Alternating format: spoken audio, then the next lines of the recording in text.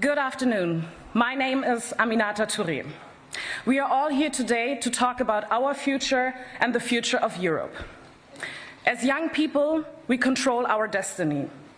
While there are many challenges and opportunities ahead, we know that our generation owns the solutions our world needs. I learned early on that representation matters. I grew up in a refugee camp here in Germany, listening to politicians making decisions for an entire population without knowing how it feels to be impacted by these circumstances and laws. I would ask myself, how will our voices be represented? Could someone like me even run for office? What encouraged me was that there was someone on the other side of the Atlantic who was starting a movement. He was inspiring people from all backgrounds to take part in the political system. He was a role model who told me that if I wanted to shape the future, I couldn't let someone else speak for me. Politics is something that we all own. It's for everyone. So I decided to run. 2 years ago, at the age of 24, I became the youngest and the first black member of my state government, the Schleswig-Holstein Parliament. It took hard work, the support of family and friends, and believing that my opinions had value and that I could make a difference. Most people in politics are older than me, some double my age. They often don't see policy issues the same way our generation does. Outside the halls of Parliament, I'm surrounded by peers who care deeply about our shared future. We're finding new solutions to climate change, promoting equal rights for all, and advancing economic opportunity through new industries. It's not just in Germany. Young people across Europe and the world are connecting, taking action, and making change. It's our generation's collective passion that makes me feel strong and confident. The future is bright, but only if we encourage each other and fight for it together. Today, I'm excited to welcome to Berlin someone who has inspired people all over the world to make their voices be heard and get involved. He gave me courage when there was no one that looked like me running for office in my state. And through his work with the Obama Foundation, he is still bringing together young people who are determined to make a positive difference and is helping us have our voices heard on the main stage. It is an honor for me to introduce the 44th President of the United States, President Barack Obama.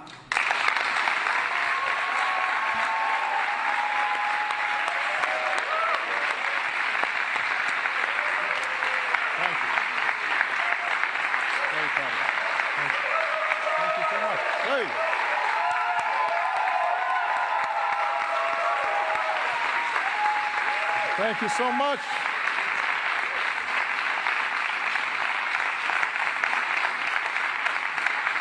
Thank you. Guten Tag, Berlin. It is good to be back in the heart of Europe. It's been over 10 years since I spoke to a slightly larger crowd in front of the victory column when I was running for president. I had a little less gray hair then. And since then, I've been back to Germany, I think at least 10 times. I've been to Europe countless times. But I'm as excited to be here with you as I have been ever when I've come to Europe. Because this is a different kind of trip. I'm here to begin the work of the Obama Foundation in partnering with some remarkable young leaders from all across Europe who are already making amazing change to see if we can make even more amazing change. When I left office, or maybe a few months before I left office, I had to make some decisions about what I would do after the end of my presidency. And I knew that I wanted to catch up on my sleep. I had to take Michelle on vacation. She deserved it, putting up with me for that long. But we also knew that our service wasn't yet done. I was one of the youngest presidents to be elected, which meant I was one of the youngest ex-presidents. And I asked myself, all right, what's the next thing that I can do to make the biggest impact, the most difference? And there were a whole range of issues that I care deeply about, many of which you work on. I believe climate change is an existential challenge for all of humanity. I believe that creating communities of tolerance and respect, despite our ethnic and religious differences, is vital if we are to thrive in this world that's now been shrunk by technology and travel and migration. I believe deeply in gender equality and making sure that women have the same opportunities that men do in all fields of life, and that people of different sexual orientations are treated with dignity and respect and human rights. I believe deeply in dealing with the growing inequality that has arisen as a consequence of globalization and technology. So there are a whole range of specific issues I was concerned about and that I intended to work on. But what I was also convinced of was that probably the biggest impact I could have would be to support and convene and engage and partner with the next generation of leaders. Because there's only one of me. And there's only one Michelle. And if we're going to solve all these problems and seize all these opportunities, then the most important thing we can do is to figure out how do we continually duplicate ourselves so that we have thousands of activists and leaders, and then tens of thousands, and then hundreds of thousands, and then millions of people who are working on behalf of the values and causes that we so deeply believe in. And so the theory of the Obama Foundation is actually fairly simple. If we can get young leaders like you to begin to work together, if we can provide you more tools, more resources, more attention, mentoring, maybe a little bit of inspiration. Above all, if we can get you to work in concert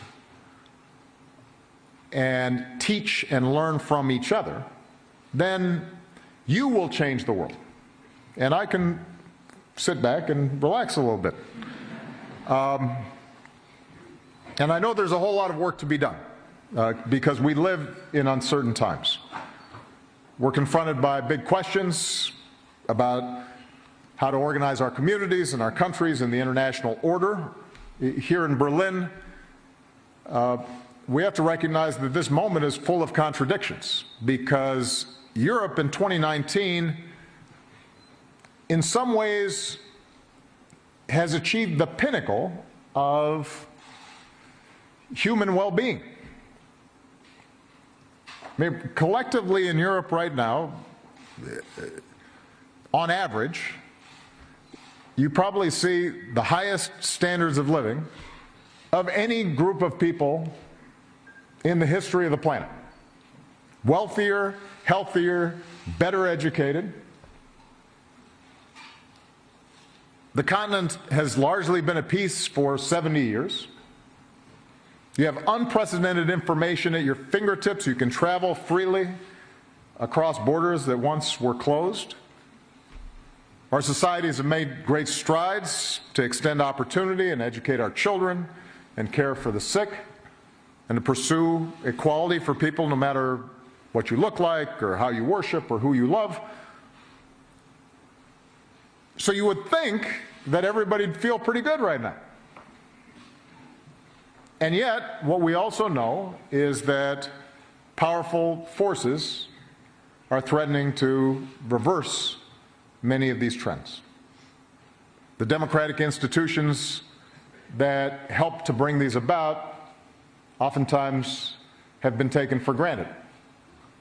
The planet that we live on is endangered. Some of the contradictions of our economies and how we produce and dispose of goods and services continually now doesn't appear to be as sustainable, particularly if, understandably, other parts of the world want to achieve the same kinds of standards of living as we have.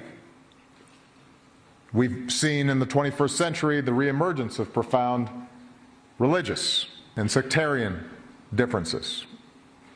You've got inequality that's been exacerbated first by the financial crisis, but as I said, some of the deeper trends of how capitalism works. You've got social media that was once considered to be the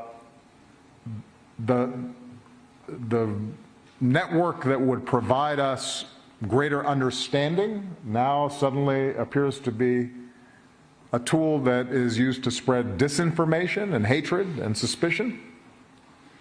Nationalism, particularly from the far right, has reemerged, a politics that divides us into us and them. And we know where that leads. Europe knows better than anyone where that leads, to conflict and bloodshed and catastrophe. So, just as the world has choices to make, Europe has choices to make.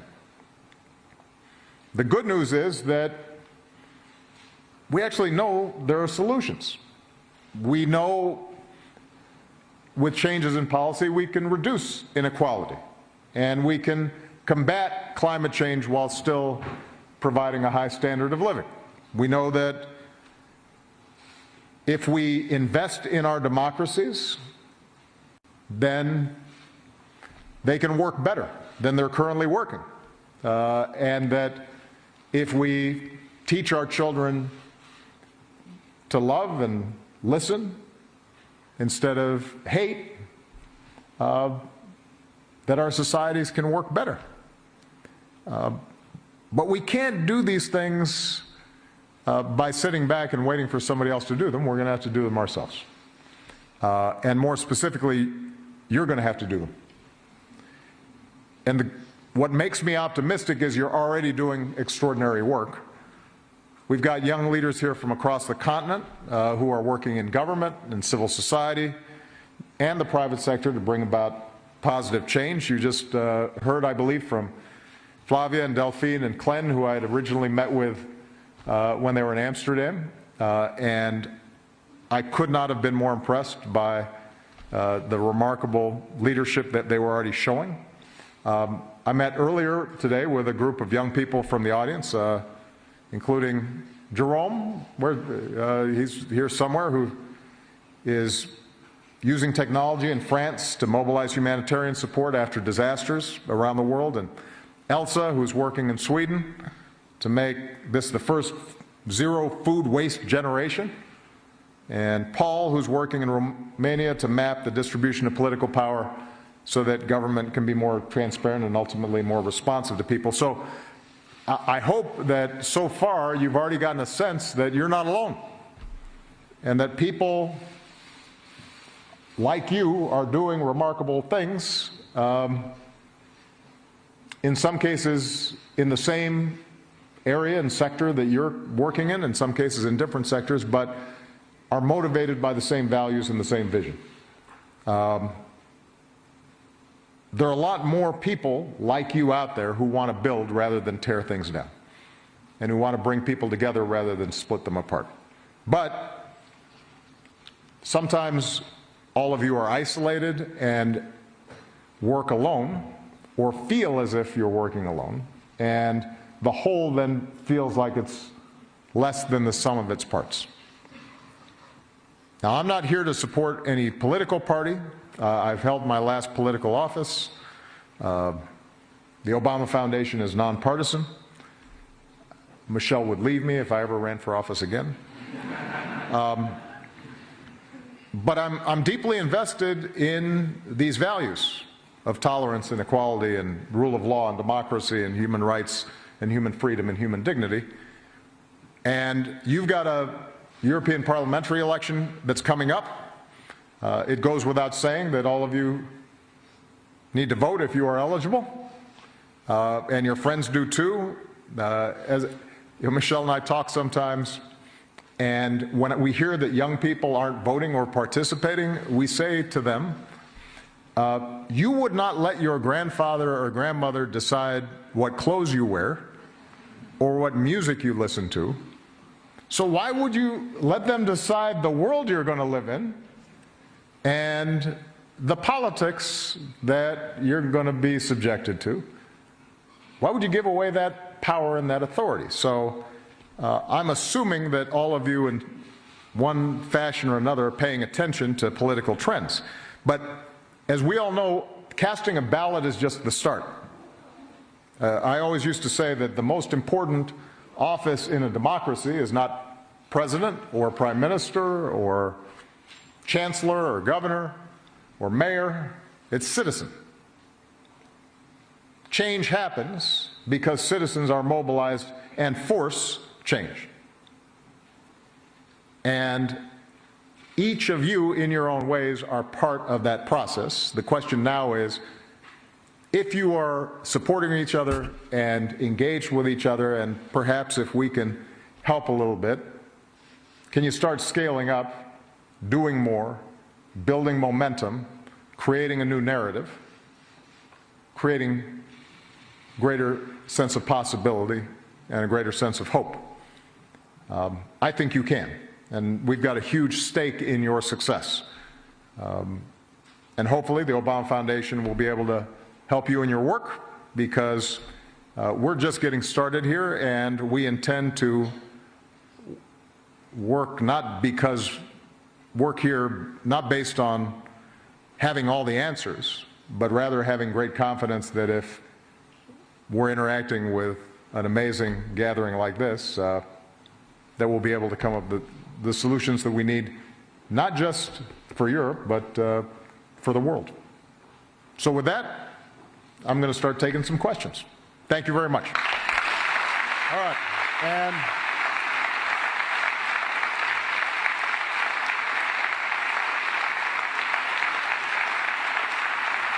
so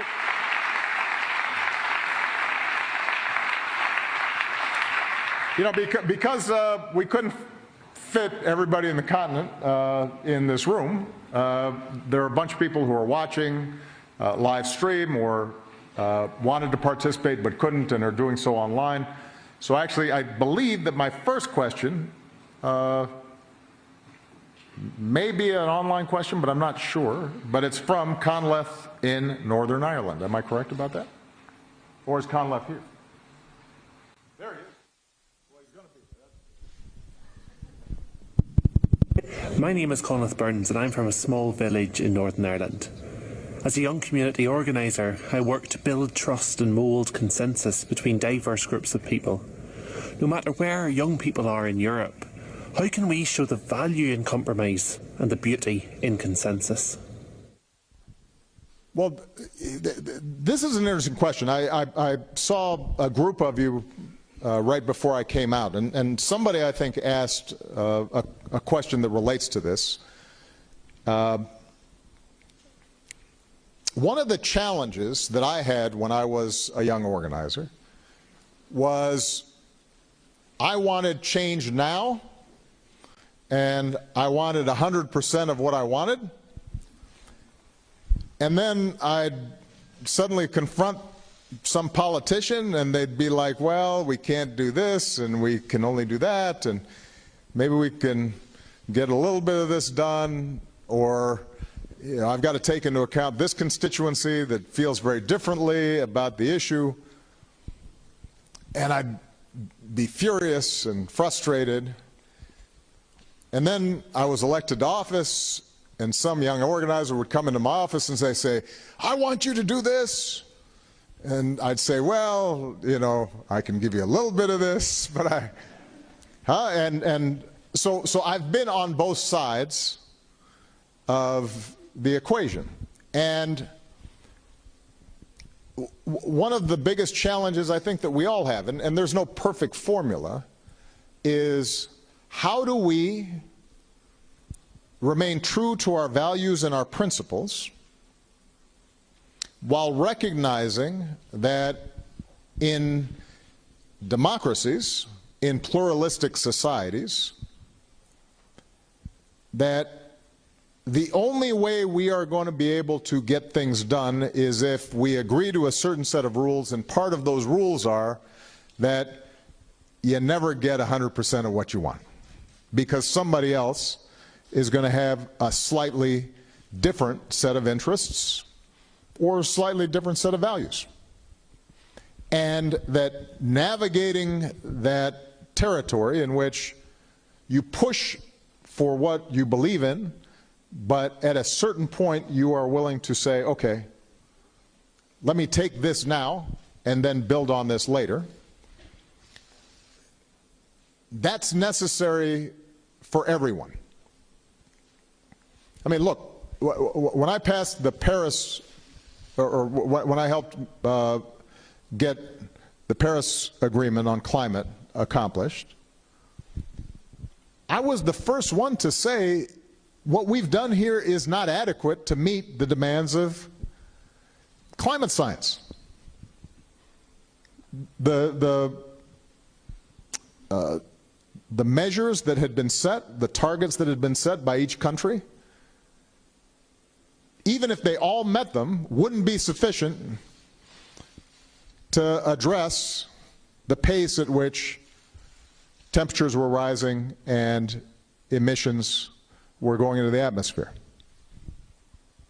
But if I had held out for us getting to where we needed to be in the science, we wouldn't have gotten the accord. And my theory was, look, if for the first time I can get every country on Earth, or at least I think at that time there were maybe 1 or 2 countries that didn't sign up. Now it turns out it's only mine, but that's a whole nother question. If we can establish that principle that everybody has to address this problem and everybody has to take steps to do something about it, and that becomes the architecture that's in place, and it is measurable and people are accountable, if I can get that in place, then I'll be able to turn up those standards each and every year as the science and the technology and what's possible develops, and we build, right?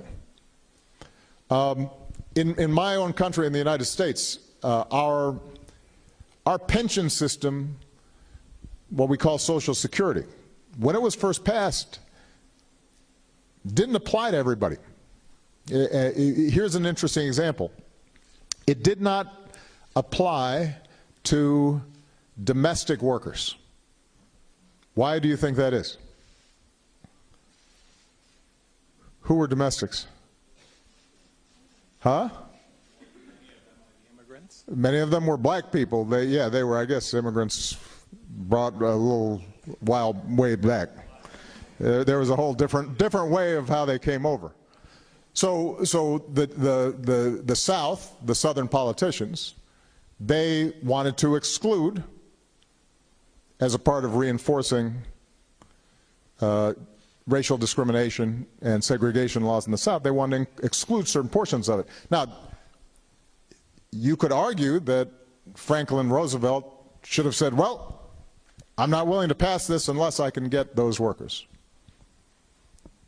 Or you can say, you get that set up, given those particular political constraints at that time, and then over time, those biases were eliminated. How we think about those compromises is something that each of us have to take responsibility for.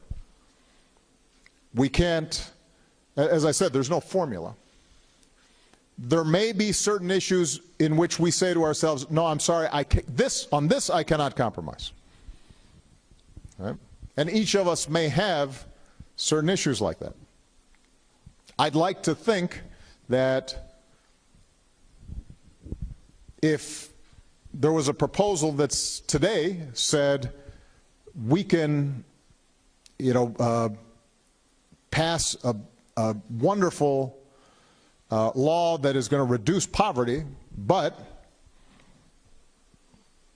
this particular group of people is excluded from it. I'd like to say today, knowing what we now know, the basis of our society today, I actually think I'd have to say, no, I'm sorry, we can't pass that. Because that violates now a principle that we've established. We've set a higher threshold. We're not going to go backwards on that. And so no matter how wonderful this new social program might be, I'm not going to abide by that.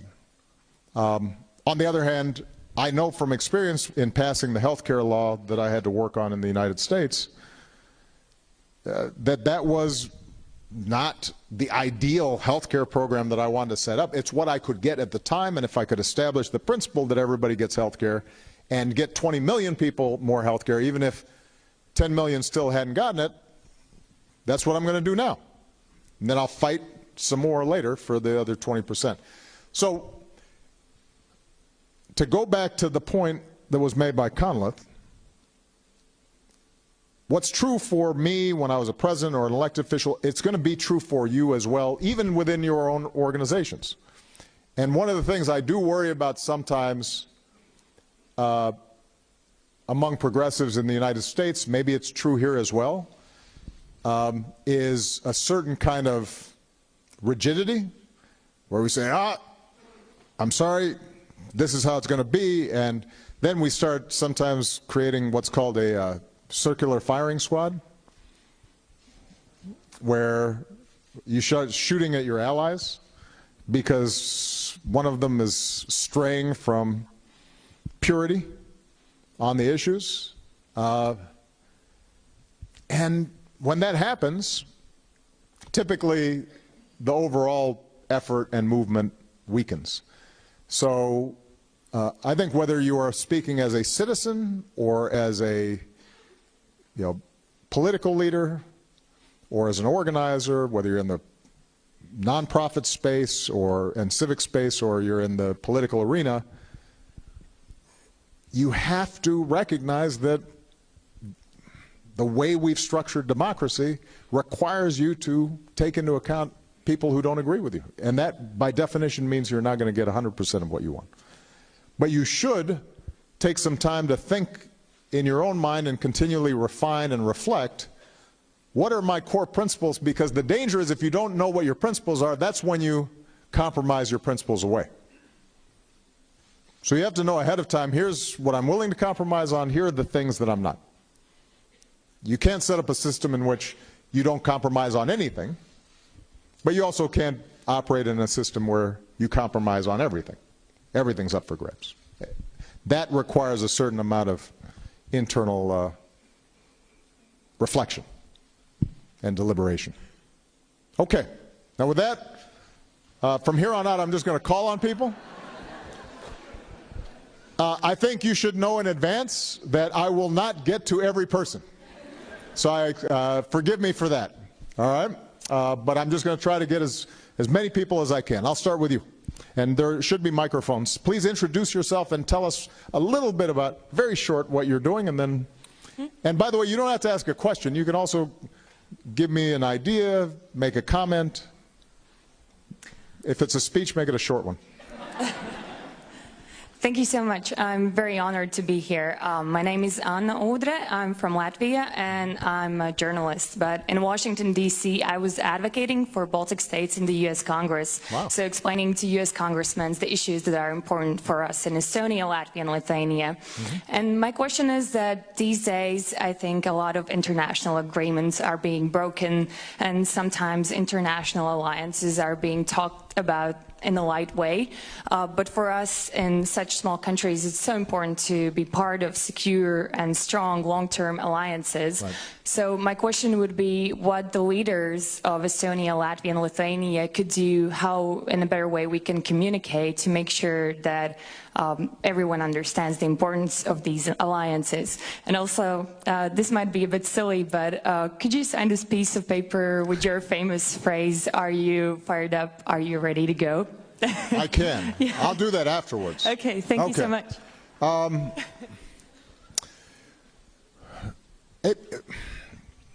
After World War II, and the tragedy that engulfed Europe and then engulfed the world, we set up a set of international institutions. The UN, Bretton Woods, World Bank, etc. And the idea was, I think, a recognition that you had to have some sort of international order to try to mitigate against a repeat of those tragedies. And you had NATO and other alliances that were established in part because of the emerging Cold War.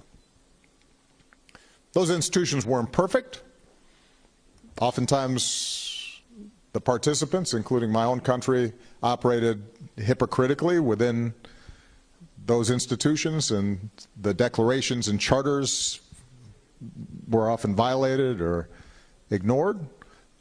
But they did create a structure and a set of aspirations so that small countries, defenseless peoples, vulnerable groups could appeal to the ideal and the principle and take that charter or piece of paper and say, look, this is what you said. And that gave some leverage, some force to the argument that over time improved the situation. And then obviously with the fall of the wall and the end of the Cold War, you then saw this blossoming of excitement and opportunity. Now we're really going to live up to all these ideals. And as I said before, we unfortunately, I think, stand at a crossroads now, a time where we took for granted some of that progress, didn't tend to our democracies and our alliances and our international institutions as well as we should have, didn't update them and adapt them to new circumstances. And as people started feeling insecure or frustrated because of economic changes, technological changes, demographic changes, we got this backlash and reaction to that order. So our challenge now is how do we refresh and renew these ideas. With respect to the alliances that the Baltics are part of, I'm assuming you're referring to, for example, NATO. As president, I was very clear that there were no junior or senior members of NATO, and that Article 4 and Article 5 means what it says, and that it has to be not just talked about with nice phrases, but there has to be planning and work done to prepare for the possibility of mutual defense. And so we implemented a whole range of exercises and planning to reflect that. I can't say exactly what the United States and NATO is doing right now. I recognize that there are some strains.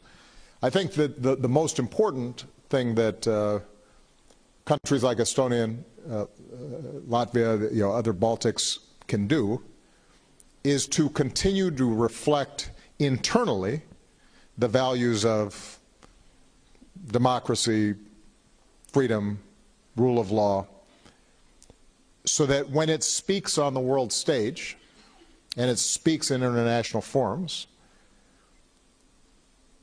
it has credibility. And it is able to then say, look, we are doing what we pledged and promised to do in this charter and in this document. And we expect you, the larger countries that are signatories to this, to do the same.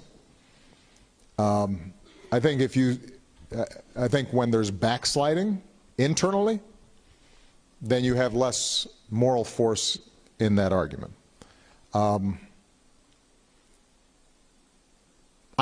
I would also say, though, that no matter how much all the countries in NATO or any other alliance believe in that alliance, in the abstract, it's always better for us not to have to test it.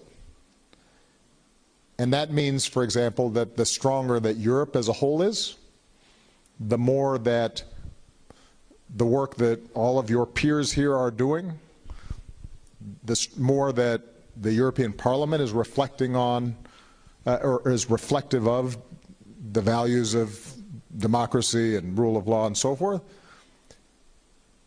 that inoculates, it strengthens the European project, it strengthens NATO, and it serves as a defense, a non-military defense, but a defense against potential encroachment. So I think it's important not to separate military alliances. The strength of Europe over the last 20, 30 years has not been because there were a bunch of missiles fired. It was because, thankfully, it was because ideas won. And if we start losing the ideas, then we're going to have problems no matter what. All right. Okay. Gentleman right there in the blue. Yeah, right. Yeah, I'm looking. No, I'm looking at you. Yeah, that's right. So, but we need a mic. Yeah. There you go. Thank you, Mr. President. It's a great pleasure to be here. My name is Ahmed Abdurrahman. I'm from Sweden with Somali background. I really admire you. I know the night you were elected, I was in Sweden and cried like a baby. Well, you were a baby. What are you talking about? He said you cried like a baby. You were like 8 years old. Of course, you were probably hungry or needed a nap. Anyway. Yes, thank you. I run an NGO called the Global Village, and one of our biggest work is called Järveckan, where we gather politicians, political leaders, the parliament, civil society, NGOs, everybody together in a suburb where I live, which is disadvantaged, where 90% of the population have foreign backgrounds. And we're trying to build bridges between the majority of Swedes and the new Swedish people. And the issue that we are facing in Sweden and also, of course, all over Europe is how do we break that segregation? How do we break that we and them narrative that is literally holding back Europe and particularly in Sweden's opportunity to exceed? For example, just 10 years from now, 30% of the working age in Sweden will be foreign born. I assume that will be the same thing in across Europe. So how do we break that we and them? How do you create a new narrative? And you have succeeded that in the US. And another question to you, sorry guys, is that how do you deal with being a part of two worlds and always being heckled by both sides when you're trying to build a bridge? Thank you so much. And if you come to Sweden, we hope to see you there, of course. Thank you. Okay, excellent.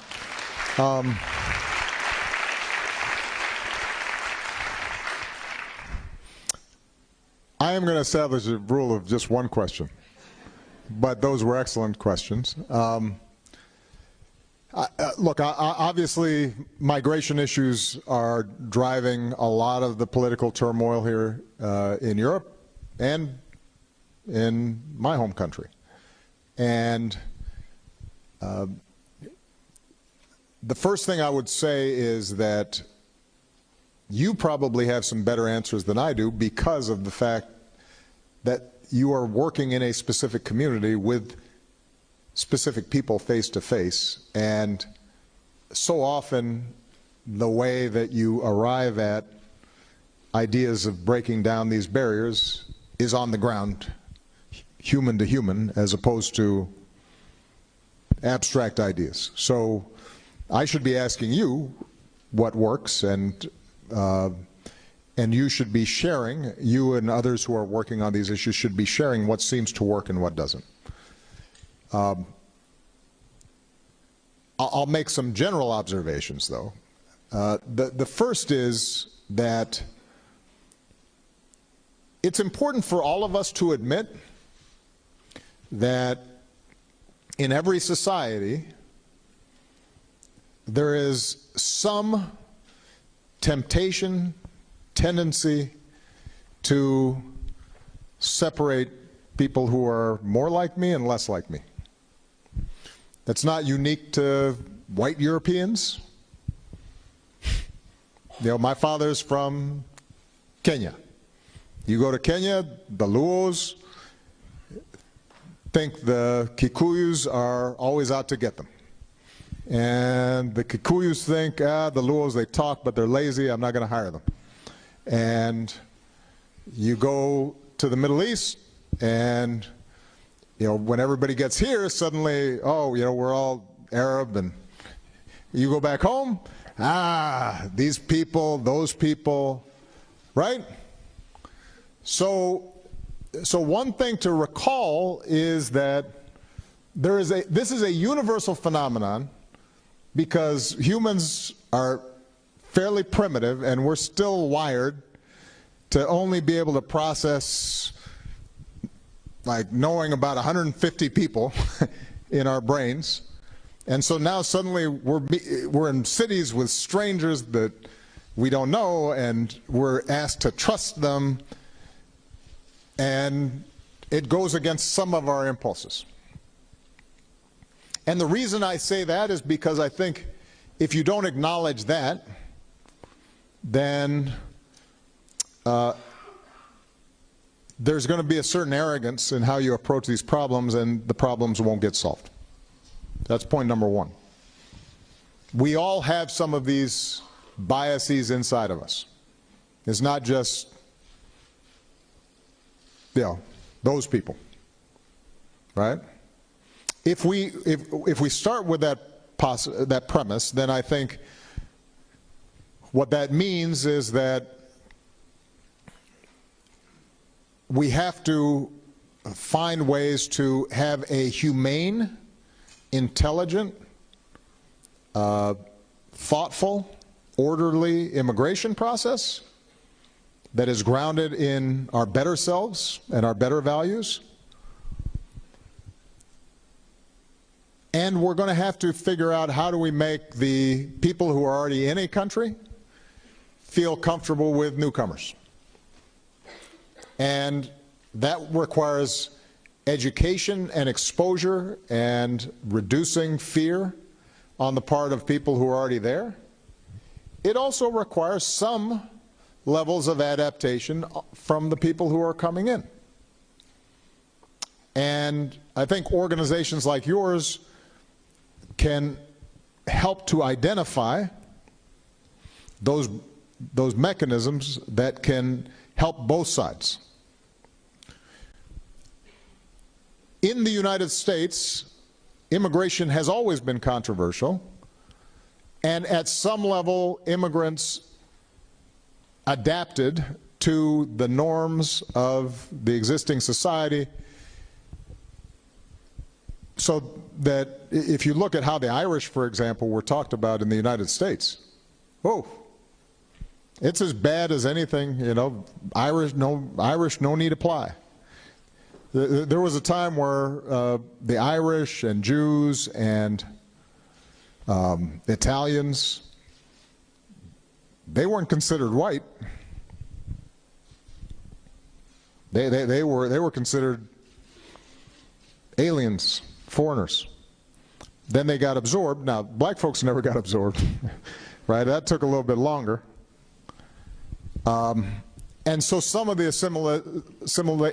assimilation that inevitably takes place is going to take a little bit longer, but some of those principles still apply, and I worry sometimes when, as we think about how to deal with the immigration issue, we think that any moves towards assimilation of the existing, of newcomers to the existing culture is somehow betrayal or a denial of people's heritage or what have you. I mean, the truth of the matter is that if you're going to have a coherent, cohesive society, then everybody has to have some agreed upon rules. And there are going to have to be some accommodations that everybody makes. And that includes the people who are newcomers. The question is, are those fair? Do they, should we want to encourage newcomers to learn the language of the country they're moving to? Of course. Does that mean that they can never use their own language? No. Of course that it doesn't mean that, but it's, you know, it's not racist to say, if you're going to be here, then you should learn the language of the country that you just arrived at, because we need to have some sort of common language in which all of us can work and learn and understand each other. It gets more sensitive, obviously, around religious issues. That becomes more challenging, and I don't have, you know, simple solutions to all of that. But I guess what I think we have to do in order to push back against just, you know, what are clearly racist motives of some, we can't label everybody who is disturbed by immigration as racist. You know, that's a self-defeating tactic. You push away potential allies, people who maybe they just haven't thought about it. They may be good people who are well-meaning. They just don't understand it and say, but if they're exposed to new information and they're meeting people who are from other countries and they understand the nature of these different traditions and they see that others are eager to work with you, then suddenly they go, okay. And, you know, some of the work that was done in Switzerland and other places where you mobilize people to say, look, this is not who we are, and to appeal to their best natures, shows that the majority of Europeans don't want to think of themselves as mean or ungenerous or racist, just like the majority of Americans don't want to think of themselves in that way. But if the only thing they're hearing is either people who are making them afraid or people who are saying, you're racist, then they don't feel as if they've got room to find their better selves. And we have to continually find ways to speak to them. And a lot of that happens face-to-face, which is why organizations like yours ends up being so important. You do have to figure out how do you link the work that you're doing on a local level with broader political efforts to push back against discriminatory, unjust legislation. And so the micro has to work with the macro in order to be successful. All right. You had another question, but I don't remember what it was. That was such a... Right here. It will be actually an easy question because the answer will be yes, we can. My name is Louis Xavier. I'm from Paris. I started 3 years ago a simple network of shopkeepers that accept to offer services, free services to homeless people. They open their door and homeless people can come and charge for their phone, go to the toilets, eat some food on the microwave, simple stuff, you know. Yeah. We use lists, physical lists, with all the address, the direction, so they can go and recreate social link. It's an easy way for every citizen to involve themselves. Yeah. Sorry. In 3 years, we have around 1,000 shops in France, and it started in Seattle, in London, Madrid, and other cities. And my question is, how can you, can you and your team actually help us and like do this international calling for every shops and enterprise so they open their door, you know? And yeah, so the answer is yes, we can? Yes, we can. Thanks. Excellent. All right. Well, first of all, I want to congratulate you on a great idea.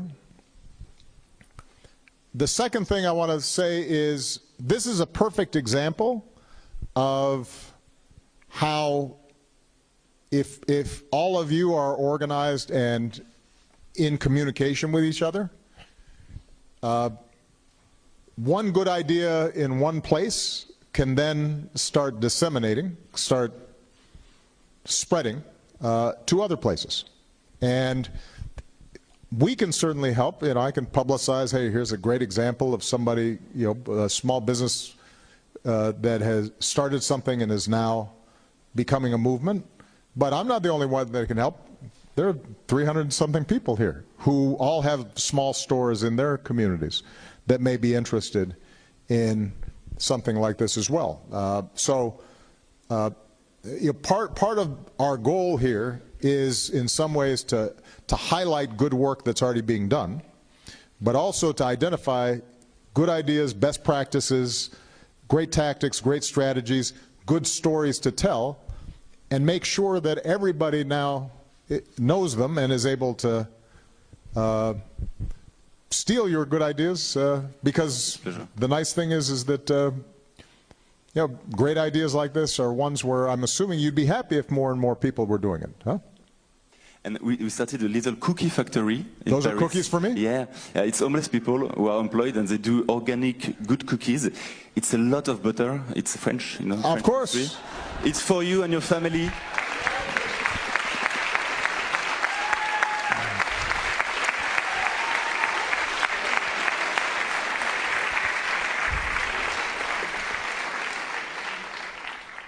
Les chocs? Ah. I can't wait, but I shouldn't talk with my mouth full. All right, let's see. I'm just canvassing. Well, since this young lady is almost standing up here, that I guess, go ahead. Don't worry, I know that I see some people in the back. I'll get to you. Yeah. Okay. Don't worry. Just need a microphone back there. Yeah. Thanks a lot. It's a great pleasure to be here. My name is Sima. I'm from Singa Deutschland, one of the co-founders of Singa here. And actually, my question is maybe a bit more personal. I feel how nervous I am now speaking. It's okay, just because there are all these cameras all right on you, and no big like deal. everybody, there are millions of more people watching. Don't feel nervous at all. Sure, yeah, okay. So, I really liked what you were speaking about earlier about finding compromise. Yeah. And you said something about having these sort of internal reflections in order to sort of find your balance, I guess. Mm-hmm. And in the last year or so, I've been looking more into topics of mindfulness. Right. And I was curious to know if you have any sort of personal mindfulness practice, for instance, meditation or something else. And as a sort of secondary part to that, if you feel that there's any space for more mindfulness in politics to be able to lead to more peaceful politics. Well, I definitely think that there's some politicians who could use some meditation. There's no doubt about that. I can think of a few who, just sit there for a little bit and reflect.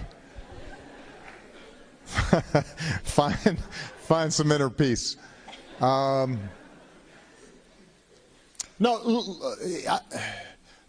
me broaden the question a little bit. I mean, I will tell you that I don't have a regular meditation practice, but I have my own tools, I guess, to take me to a certain place. For example, particularly when I was your age, I did a lot of writing, and that would serve as a similar process for me, where I would still myself, and if I was writing well, it would take me out of myself, right? You become ego-less a little bit by just reflecting on the circumstances and world around you. Some people, obviously, prayer offers that, and meditation's another tool. So, but I would broaden the point. Somebody asked me about this earlier. What advice would I give myself when I was a young organizer? And one of the things I said was, I think sometimes we are so driven to get the work done, and there's so much work to be done. And typically in our various organizations and our various efforts, we're understaffed and overburdened and certainly underfinanced. And sometimes we're isolated, and we feel guilty if we're not working 24/7, because look at the people who we're working with who need so much, and we need to help them. And just a reminder that you can't help them effectively if you're not taking care of yourself in some fashion. And that means simple things like sleep, or time with friends, or organizing and scheduling days or blocks of time where you can just think, or read, or get new ideas, or meditate, or whatever it is that you need. I think organizing yourselves to do that and getting in those good habits, or working out, getting some exercise, things like that end up actually clearing your mind. You'll be more effective. You will interact with people better. You're less likely to have your work influenced by your bad moods. You're more likely to listen and be open to other people's experiences, right? So all these things that may seem as if they're for you could actually end up being for them. Michelle is very clear about this when she talked about parenting. She came to a point, because particularly when our children were small, I was traveling a lot because I was doing politics, and we had 2 small kids, and Michelle was still working, and she was going a mile a minute, and obviously, she'd feel like, oh, I've got to do everything for my kids. And she talks about how there came a point where she realized, if I don't do something to just calm myself down and be able to feel okay, I'm going to start taking it out on the kids. Not in terrible ways, but I won't be as good of a mom. So she then started scheduling certain things that she had to do to get her head straight. And I think that that's true for everybody. Even as president, I was a pretty busy guy, I gotta say. But I worked out every morning. I mean, I was pretty religious about it. I was in the gym, and people knew, unless there was an actual literal emergency, that you had to block out that time in the morning when I was going to be working out. And if I did not have a workout, I was going to be cranky. But I knew that if I was going to be able to sustain the pace I was sustaining over the course of 8 years, I needed to have at least that. And the same, I did the same thing, by the way. It's not just, but when you talk about what's good for you, part of it is also social. You have to make time for friends or partners or something that brings you some joy. Because if you're disconnected from, you can't organize a community if you don't have a community. If you're all like, oh, I'm out there, I'm going to pull people together to help work together, and then you go home, you're all lonely, eating by yourself, you got no friends. What do you know about getting people organized? So you've got to have some social network that can support you, so as president, for example, my staff knew that I would eat dinner with my children at 6:30, with my wife and children at 6:30 every night. Again, unless there was an actual emergency or I was traveling, I was at the dinner table. And then, I'd work until 2 in the morning afterwards. But that block, so part of what you have to do is to be intentional about how you organize your time that way. Anyway, all right, let's see. I promised that I would turn this way. Yes, you. You do need a mic. Who's got a mic? Here we go. Go ahead. Hi, Mr. President. Hi. Hi. How are you? I'm good. How are you? Very good. That's good. My name is Katharina Schulze. I'm a member of the Bavarian State Parliament here in Germany for the Green Party. And I was running for office after I was volunteering in Michigan for your campaign 2008. Way to go. So we Here, already here. met. Boom. That's what I'm talking about. Yeah. Proud of you. Yes. So it's good to see you again. Good to see you. I have a personal question. How do you deal with all the hate against you and your family and your personal beliefs? And do you have any advice for us as young leaders how to deal with this? Because as far as I see it now, doing politics for 10 years, it's getting harder and more and more. And you already talked about internet and social media and the big dream about what all the good things this will bring for us. And now we see also the negative consequences. And what would be your advice for us to deal with this negative in your own life and in the, bless you. Thank you. And in our communities or in our parties or wherever we are active? You know, it's a great question. First I'll answer sort of the personal question, how do I deal with it, and then I think there's some broader implications that are worth us considering. I did not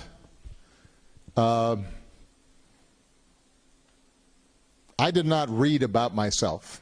I did not watch TV about myself. First of all, whatever the news was saying about me, I already knew. I mean, whatever the topic was, I was there. So they couldn't give me actual information that I didn't know. The most they could do is provide me with an opinion. And sadly, I think that our media has become so splintered, and certainly the social media has become so splintered, that people's opinions were almost predictable, right?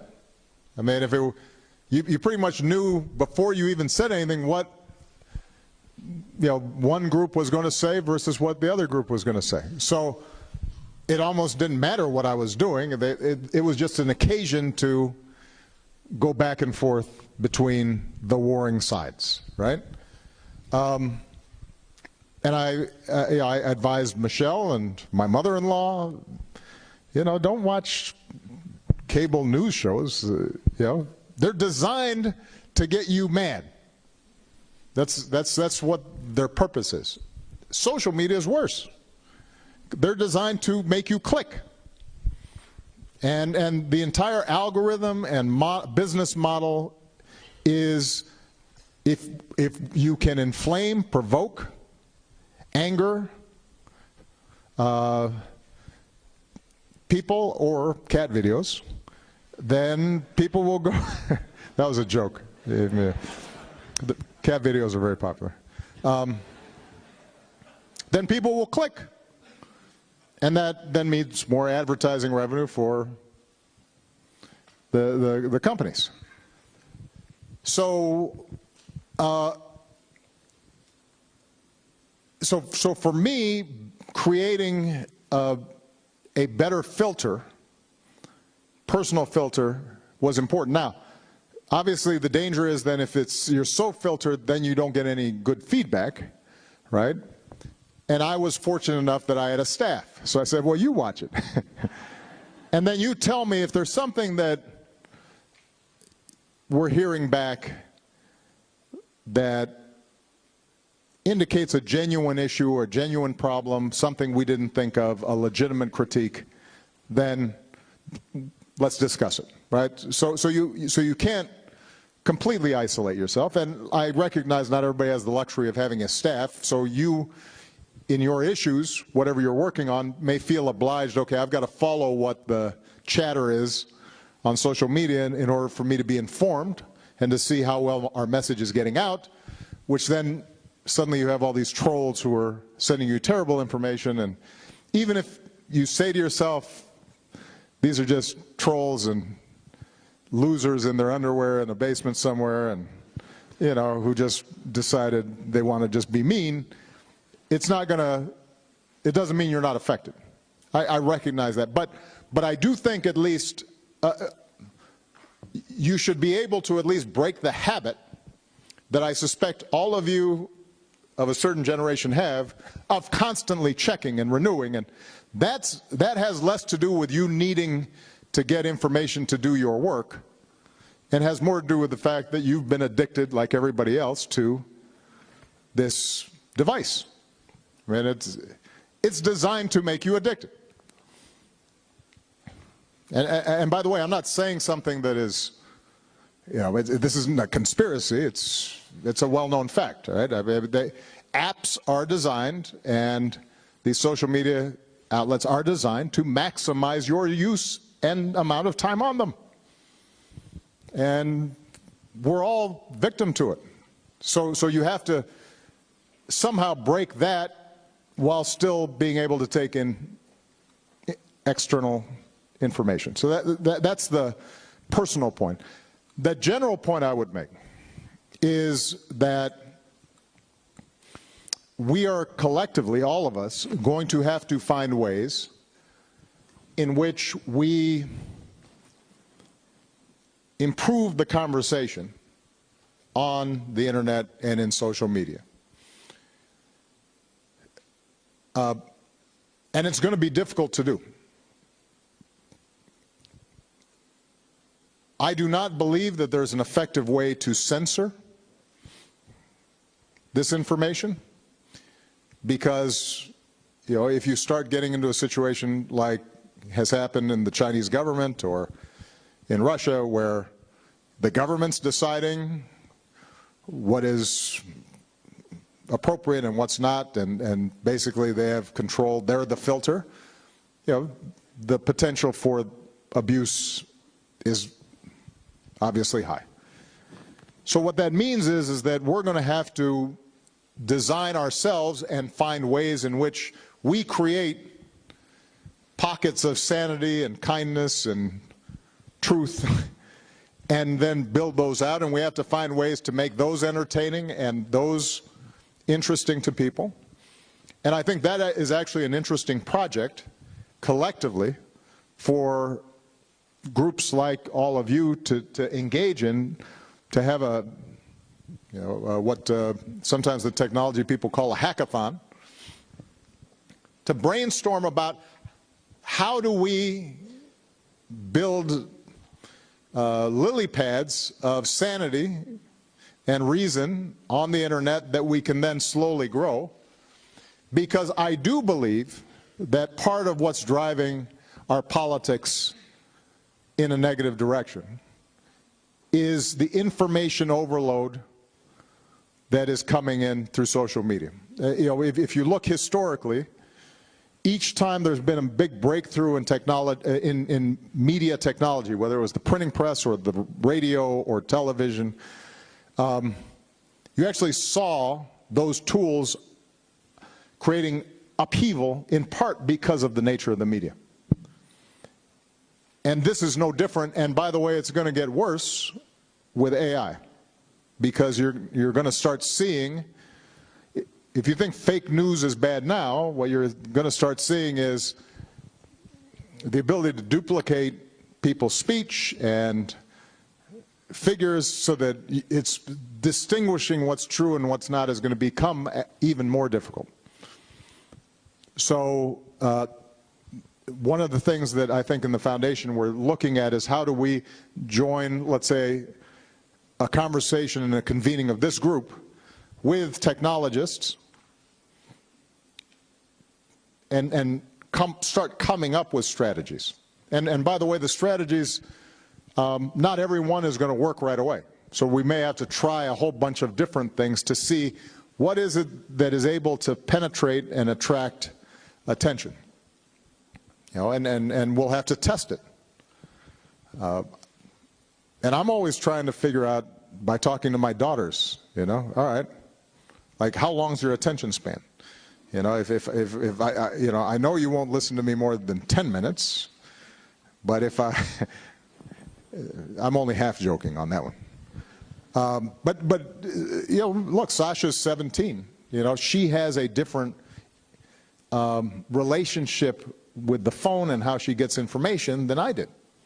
than I do, and I have one, but I don't live in it the same way she does. So we're going to have to find ways to think about information and basically take it back from these dominant, very strategic operations. Some of them are state-sponsored, some of them are sponsored by business interests. The platforms themselves, just by nature, are not designed to how do we foster the most enlightened democratic conversation. They're designed to how do we get most clicks. So you have these large, both business interests, political interests, that are being very strategic about this space, and we don't have, I think, the same kind of strategic thinking around this space, which is part of the reason why sometimes it feels as if we're not communicating effectively relative to, say, right-wing groups getting their message out to their constituents in this time. No? All right. Okay, I don't think I've gotten this side, so I think this side needs a little attention. Yeah, go ahead. Yes, I called on you. You seem surprised. I didn't see you because of the light. I see, okay. Yeah, that makes sense. Now I can see better. Hi. My name is Jelena, I come from Croatia. I'm not sure is it a speech or a question, but I'll be quick. That's fine. So I will speak from the segment of a private sector, social innovation and social entrepreneurship. Mm-hmm. A little bit about me. I run a social enterprise called Family Tales. We create fairy tales for children based on their life experiences, trying to solve their problems. It started as a business, just like turning parents' love stories into bedtime stories for their kids. That's nice. Until I wrote a first fairy tale for a child who didn't have a parent.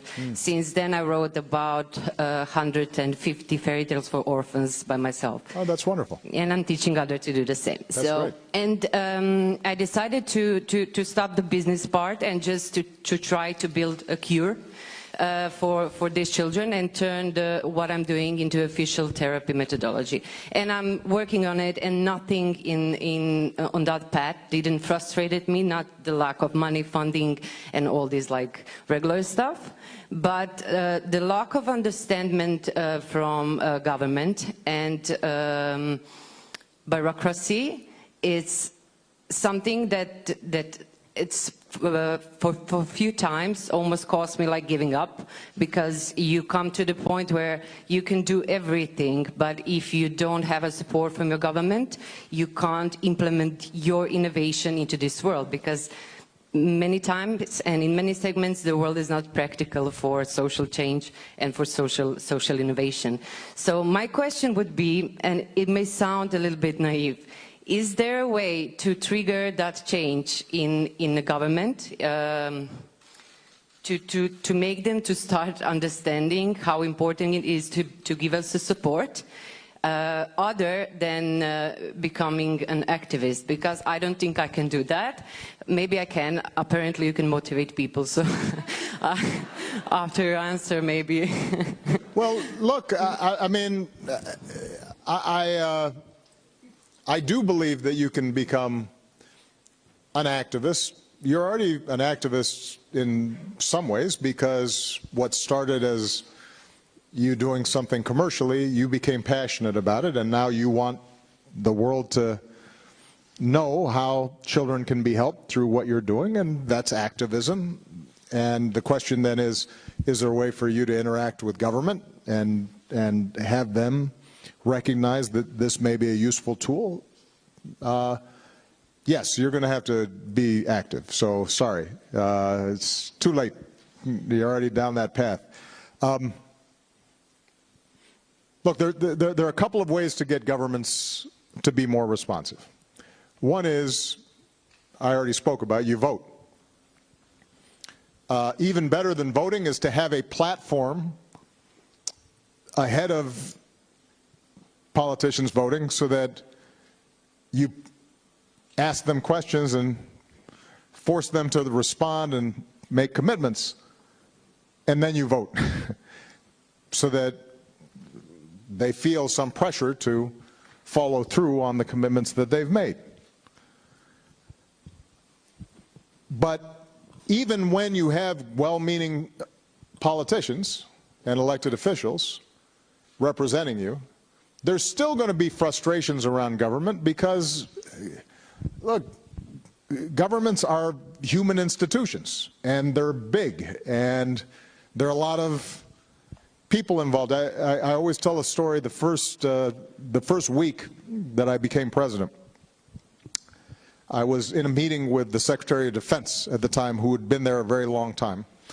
You know, he had been in Washington and served 7 presidents, and I said, you know, I'm the new young president. I say, what advice do you have for me in terms of what I should expect? He said, Mr. President, you now have a little over 2 million people working for you and a budget of $1.5 trillion. One thing you can know for certain is that every minute of every day, somebody somewhere is screwing up. Somebody somewhere out of those 2 million people is doing something really stupid right now. Which is true, because, look, it's just a big organization. And even a well-run organization, you've got people out there, and there's going to be frustration and bureaucracy, and sometimes there are rules that are set up that seem like sensible rules. Right? So you pass a law. We don't want somebody in government just giving somebody a contract without first confirming that the money's being well spent. Well, that's a sensible rule, except, okay, how do we determine that the money's not well spent? Well, now we've got to have a bunch of committees and processes and application forms, and all of these flow from a good idea, but if you have a good idea and you're trying to get government to act, and now it's 6 months or a year and you're still waiting, it can seem frustrating. And I will say, by the way, Europeans, you guys like a lot of rules and a lot of meetings. And you've got a lot of governments. It's hard to keep up sometimes. Okay, you got the commission, and you got the parliament, and you got this, and you got that. And when I used to come over for meetings, I'd be like, didn't I just meet with them? No, that's a different thing. This is this. And okay, and everybody's talking for a long time.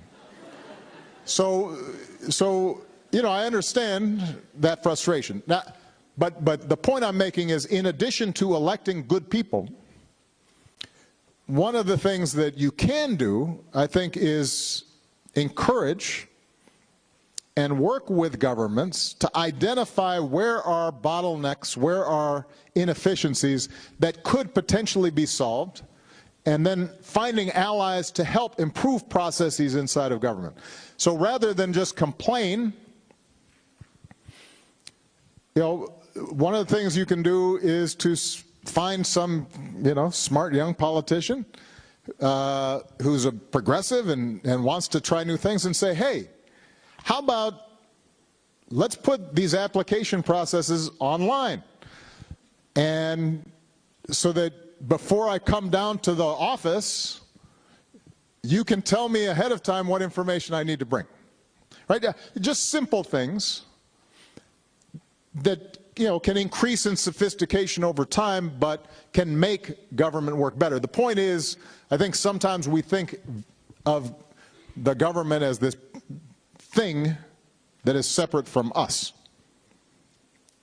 But if we're active citizens, then part of our job is not just to get government to respond to us, it's also to improve the government, make it work better, so that the person who comes after us trying to get something done won't have the same frustrations, right?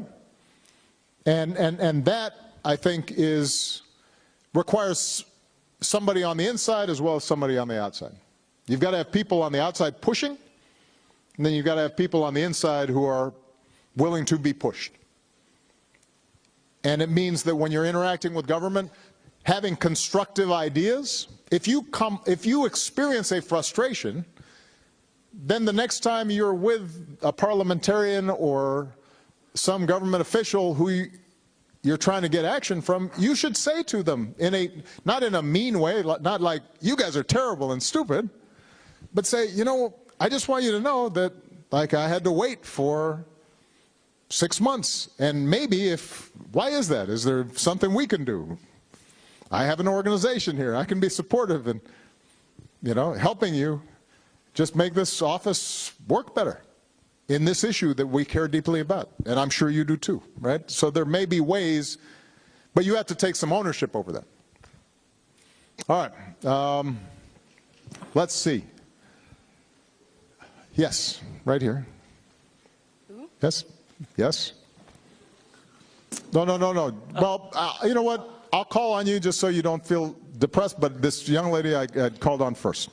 She's good. Is that fair? Yeah. Yes, I think it's fair. Hi. Hi. Oh, no. See, man, nobody. He gave me that microphone, I'm sorry. Yeah, this one right here. I didn't even see you having your hand up. Hi again from me also. It's a pleasure to be here. And my name is Kubra. I'm a writer and an activist, and I've been an activist for 15 years, half my life. And over the course of the last years, I realized that, you know, we all know how the human brain works. You present a problem, and then we come up with the solutions. Well, that's how it should work. I mean, I'm not sure that that's how it actually works, but that's okay. And what drives us is to see things differently. What drives us is to have a different world, to strive for a different world. And so we come up with all these solutions to different problems that we come across. And all the time, you know, we try to create solutions for larger problems. But over the course of the years, I realized that maybe what we're only doing is fixing a system that in and of itself is broken. And what I'm missing is questions like, who is our society designed for? What kind of people do we think about when we design our society? And over the course of the years, I realized that trying to solve problems might also be a way to keep the system working. And I wonder, do we need more or different conversations on how we want to design society more generally? And also think about conversations like, we have no idea what it's like to live in a just world. We have no idea what it's like to live in a world that does not discriminate based on gender, race, economic status, and so on and so on. We have no idea what the future looks like. So we constantly come up with solutions, constantly try and change things. And I wonder, do we need a different conversation? Should we stop fixing problems, or maybe not stop fixing problems, but while also we're doing it, also think about larger questions so that we can come up with true visions, not only visions that have a solution for, you know, a time span of 5 years, but long-lasting, sustainable solutions. Yeah. Well, look, I mean, I think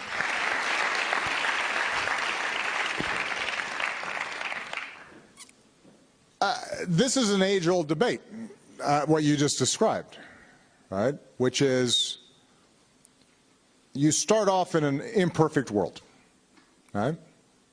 What I used to call the world as it is. And, you know, like fish in a bowl, sometimes we are trapped by just what we see around us. It's hard for us to get outside of that bowl and to imagine an entirely different set of possibilities. And it may be that the world as it should be requires a completely radical set of new institutions and new ways to think about human relationships and you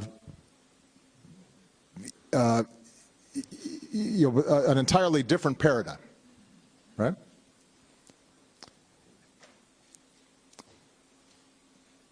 But here's the thing is, in the world as it is, there's a child that's hungry right now. And in the world as it is, there are some migrant families that are behind barbed wire. And in the world as it is, I've got a young man who wants to work but can't find a job. And our task, at least I view my task, as being, how do I navigate between the world as it is and the world as it should be and I'd like it to be? And by definition, what that means is that I have to keep one foot in reality, even as I'm imagining something better. And yes, that may constrain what I consider to be possible. But this is why I'm not a philosopher.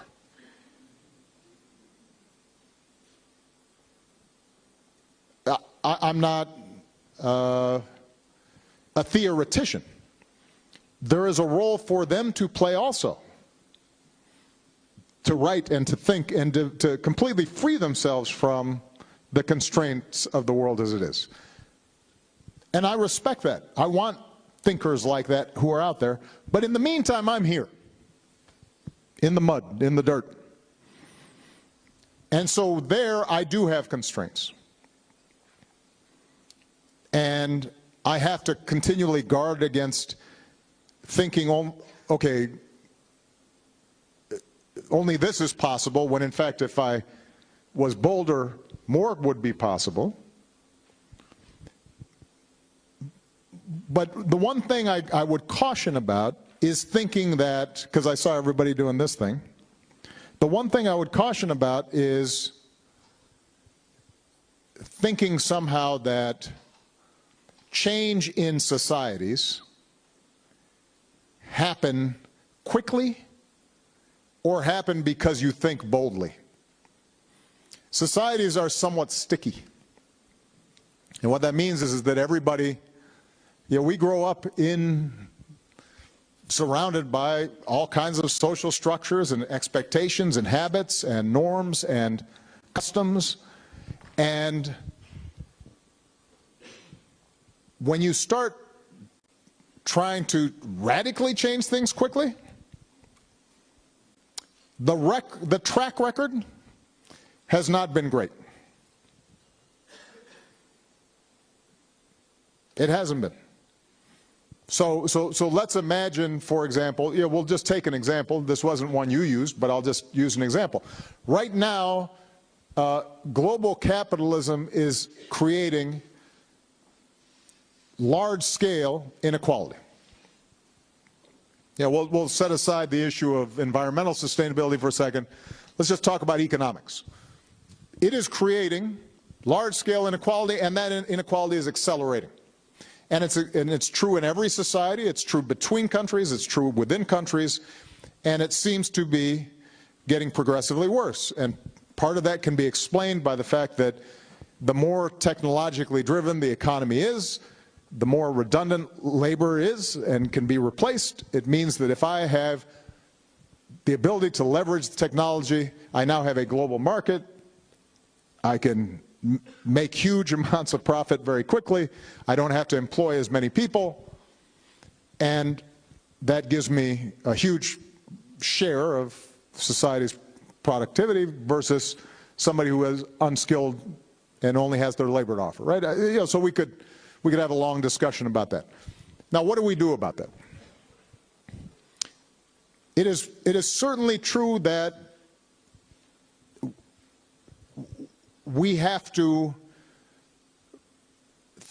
if we don't figure out a way in which all people feel as if they've got a stake in the economic order and can support families and feel productive, then political chaos eventually will reign, and we'll see backlash and radicalism from the right and the left, and resentments will grow. So we've got to figure this out.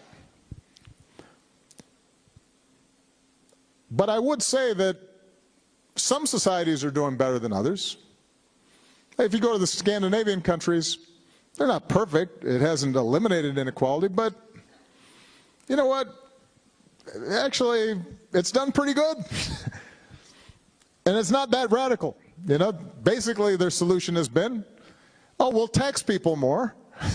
We'll tax the rich people more, and then we will give better public services to the people who are not as rich. Now, has that eliminated completely groups that are being discriminated against? Of course not. Has that accommodated immigrants who are viewed as, well, this program shouldn't be for them? Of course not. So that's not a radical change, that's not a perfect change, but it's better than societies that don't have these issues. I tell you, if you are a single mother in the United States right now who's poor, it's a lot harder for you to get decent child care and help raise your child than it is in Finland. And that difference is significant. So the question then becomes, yes, we have to continually reimagine maybe even something larger than that, something completely, much more radically generous towards each other. But in the meantime, I'd like to see improvements. And I know you don't necessarily disagree with this. My only point is, I think we have to be careful in balancing big dreams and bold ideas with also recognizing that typically change happens in steps. And if you want to skip steps, you can. Historically, what's ended up happening is sometimes if you skip too many steps, you end up having bad outcomes. Not always, but sometimes. Oh, I promised that I would call on that gentleman right there. Thank you. And by the way, one of your staff just came up to me and said this was going to be the last question, so make it good. Oh, wow. No pressure. And also said make it quick, otherwise you would miss your flight. But you know, that would be pretty cool to make Obama miss his flight by asking long questions. My name's Nick. I'm a Brexit migrant based in Berlin now. I'm working for Ashoka, which is a global community of social entrepreneurs. Mm-hmm. And we have a bigger, bit crazy vision of actually empowering every citizen as an agent of positive change. And my question to you regarding that would be, how can we give every child as young as possible the chance to find their power to change the world? So how important do you think that is at a very young age, and how can we do it? You know, I think it's really important. It turns out that habits of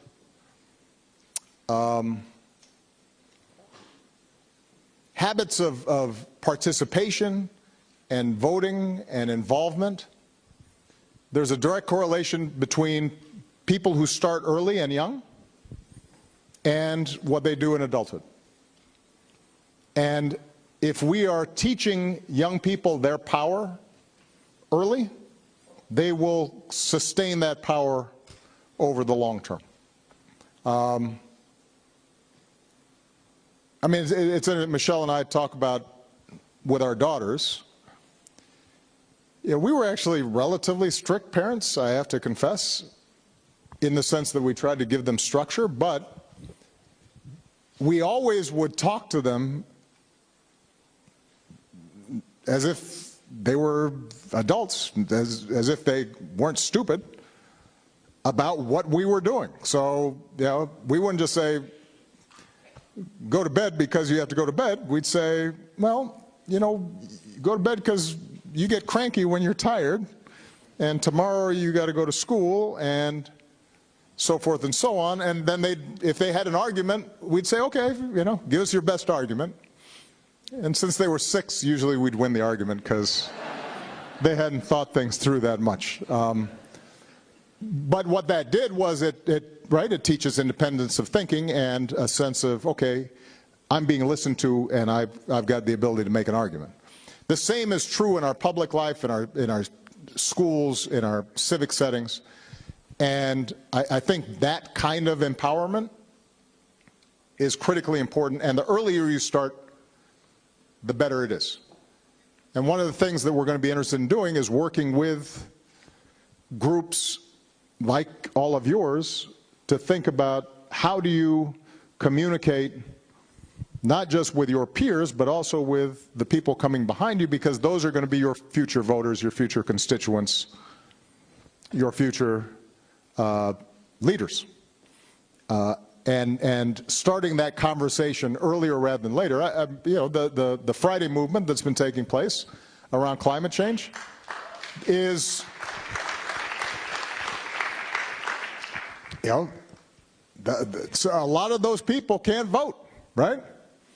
They're too young to vote yet, but they know what's going on, and they're making change. And those habits that, and that sense of power that they're developing now, that's going to carry over for the rest of their lives. So it's something that I think is very much on our agenda, and we're going to want to strategize and think about how we can approach that, how we can do it. Okay? Good. Even though I said last question, I always take one extra one. So, gentleman right here.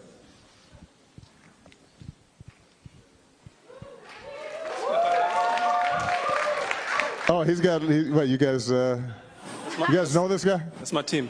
That's your team. You got your crew. Mr. President, my name is Daniel Jamra. I'm chairman of Each One Teach One. It's probably the largest black-led empowerment organization in Germany. Excellent. We have about 8,000 books by people of African descent, and we strive to empower youth, right. Do anti-discrimination work, and so on. Excellent. And I want to ask you if you can help us to start a 10 million civil society fund for people of African descent, because we have the knowledge, we have the people, but we don't have access to funding. It would be really great if you could come here and support us in doing that. Well, I tell you what,